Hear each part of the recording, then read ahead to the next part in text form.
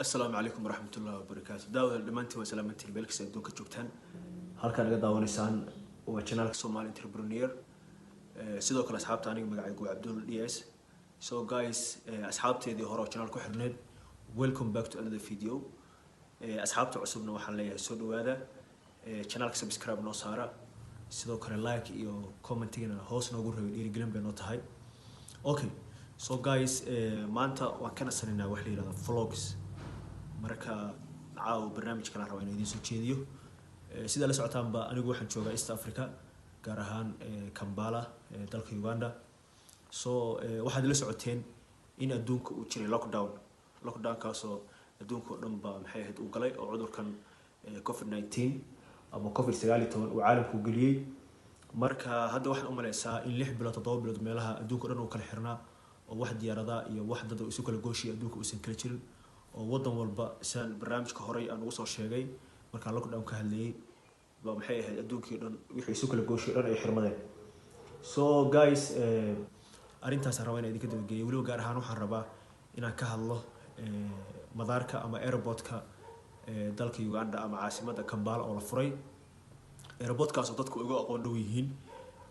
Entebbe International Airport so madaarka ama airportka wuxuu xirnaa in ku dhow 7 bilood todobada biloodna kulay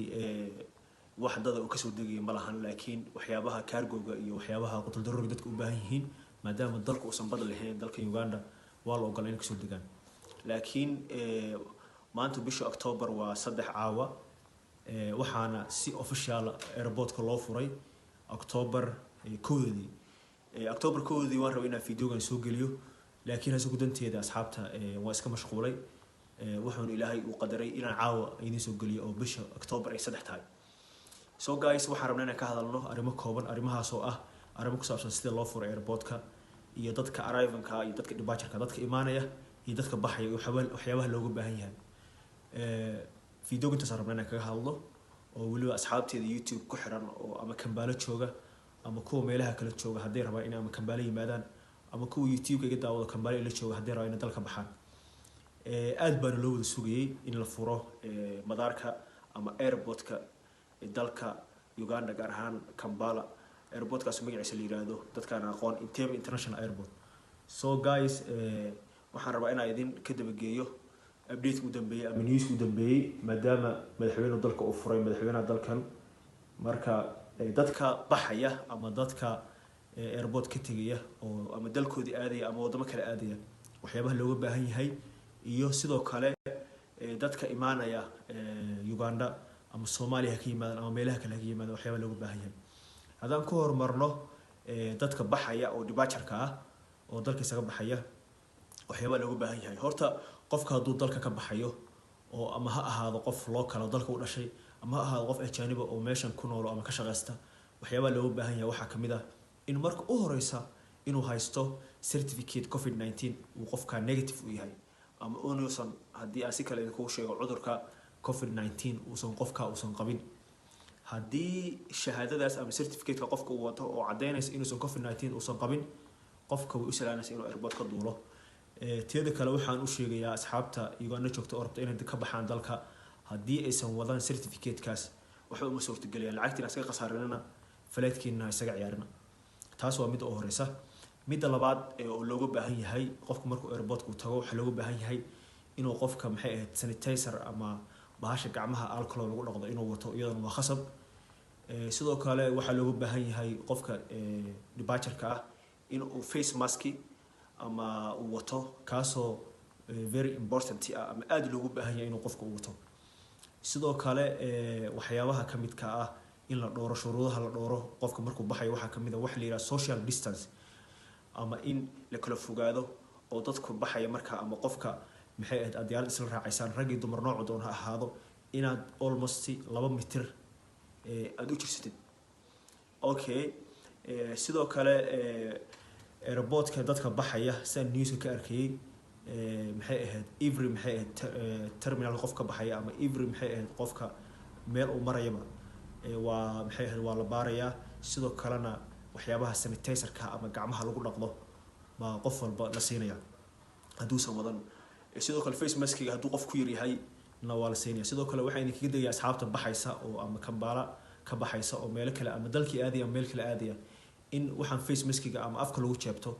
ay 3 xabo ama 4 xabo ay hore isu qaataan hal xabo wuu soo kara hal xabo iskuma haleyn karo marka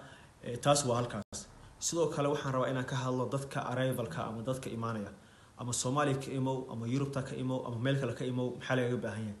sidoo kale waxa laga baahan yahay horta sidii qofka departure-ka aan sheegay oo kale oo ah certificate COVID-19 negative in awoodid shahaadadaas oo sheegaysa inaad COVID-19 aadan qabin sidoo kale waxaan u maleysaa inay aad isku eegyihiin departure-kii arrival-ka waxyaabo looga baahan yahay sidoo kale waa loo baahan yahay inaad wadatid sida hore aan soo sheegnay oo kale face mask inaad wadatid hand sanitizer oo gacmaha mar walba every 20 second gacmaha aad dhaqdid oo kale oo alcohol ama hand sanitizer-ka aad wadatid sidoo kale waxaa loo baahan yahay social distance qofkana waa looga baahan yahay danuhu u imaanayaan qofka isaga yaqaana oo marka uu dalku imaanay hadduu tourist yahay hadduu student yahay haddii uu qof visitor u yahay intaba marka videoga inaan sii dheereeyo ma rabo asxaabta intaas rabo inaan la wadaago maadaama anigu hadda Uganda aan joogo waxaan isiraada asxaabta Uganda imaanaysa ama asxaabta Uganda ka baxaysa update-kaas ay ka dabagee sidoo kalena waxyaabaha ay soo sheegay dadka departure-ka ah iyo dadka arrival-ka ah aad bay u anfacaysaa inay sameeyaan sidaas ruleskaas dad badan baan sugayay oo waxa yarnaa oo aniga asxaab badan oo hadda ama dalkii jooga ama meel kale jooga baa waxay soo weydiinayeen in la furay airport-ka madaarka dalka Uganda gaar ahaan Uganda Entebbe International Airport 1 October oo 2 maalin ka hor ahayd waxa si official loogu dhawaaqay in madaarku uu shaqadiisii caadiga ah u bilaabanayo oo dadkii shacabka ahaa ay imaan karaan inay ka bixi karaan waliba waxaa news ka akhrinayay in dawladda ay ogolaatay 11 diyaaradood 11 diyaaradood oo si official ah uga shaqeynaya madaarka kuwaas oo ah diyaarado African ay leeyihiin iyo sidoo kale diyaarado European 11 diyaaradood baa si official uga shaqeynaya bisha ugu horeysa oo October haddii dhamaato oo bisha ku xigta la galo diyaaradii kale baa iyagana si official iyagana loo sii deyn doonaa laakiin waxaan idin sheegayaa asxaabta YouTube ku xiran oo ama dalkii jooga ama meelaha kale jooga madaarka Entebbe Airport waa la furay sidoo kale immigration-nida waa furan yihiin cidii u imaanaysa waxbarasho iyo cidii u imaanaysa dalxiis iyo cidii u imaanaysa hawlo kala Uganda waa furan tahay even xitaa waxa furan borderadii hadaa ka imaanaysa Kenya hadaa joogtid maxay Congo wadamada xuduuda la leh maxay dalka Uganda hadaa joogtid Tanzania hadaa joogtid East Africa ama Nairobi soo sheegay kale maxay borderadina way furan yihiin sidoo kale dadkii borderada ka soo galay iyagana way furan yihiin laakiin shuruud baa ah in uu qofka uu wato certificate COVID-19 negative taas waa looga baahan yahay qofka ama dalka diyaaradda ku soo galo ama dhulka ka soo galo labadaas qofba ama labadaas si oo dalka lagu soo galiyaba maxay ahayd waa looga baahan yahay certificate-kaas walow dadku ay dhahaan dadka madaarka soo galaya waa la tarin karaa ama waa la ogaan karaa laakiin dadka maxay ahayd ka soo galaya borderada lama control karo laakiin meel walba ciidamada fadhiya oo waliba ku shaqo iyo goobihii caafimaadka oo meel walba haday border tahay iyo haday madaarka tahay so guys barnaamijka ama videoga dheereey ma rabo intaas ay ku update gareynayay in Entebbe Airport uu furan yahay oo si official loo furay diyaaradihiina maxay ahayd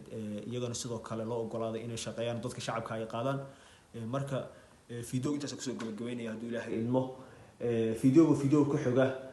waxaan rajaynaynaa in follow-gaadkeena ama follow-garayskii waxyaabihii aan soo gelin jiray YouTube-ka inay noo sii socon doonaan insha Allah sidoo kale asxaabta YouTube ku cusub waxaan idin leenahay fadlan nagu soo biira oo channelka subscribe noo saara like iyo comment-igana dhiirigelin bay noo tahay hoos noogu reeba asxaabta waxaan rajayn doonaa in information-kaas aan idinla wadaagay oo khuseeya in la furay airport-kii iyo borderadii dalka Uganda meel walba oo dalka kamid ah borderada haday tahay airport-da la furay hadii aan barnaamijka idin sheegay waxaan u maleeyaa in su'aalo fara badan oo igu imaanay ama asxaabtida i weydiinayeen inaan halkaas su'aalahaas anagu soo jawaabay cid dalka imaanaysa dalka waa u furan tahay balse hal mid iska ilaaliya aad u taxadara cudur waxaa jira pandemic ah oo adduunkii oo dhan dadkii laynaya oo safmar ah fadlan hala dadaalo hala taxadaro maxay qof walba hala socdo caafimaadkiisa ha is ilaaliyo intaasaan kusoo gabagabeynaya barnaamijka asxaabta inta barnaamijka kale ku kulmayna waxaa idin leeyahay channelka subscribe noo saara sidoo kale like commentingna hoos noogu reeba hanaga ilaawin marka asxaabta waxaan idin leeyahay bye bye ciao ciao peace and love guys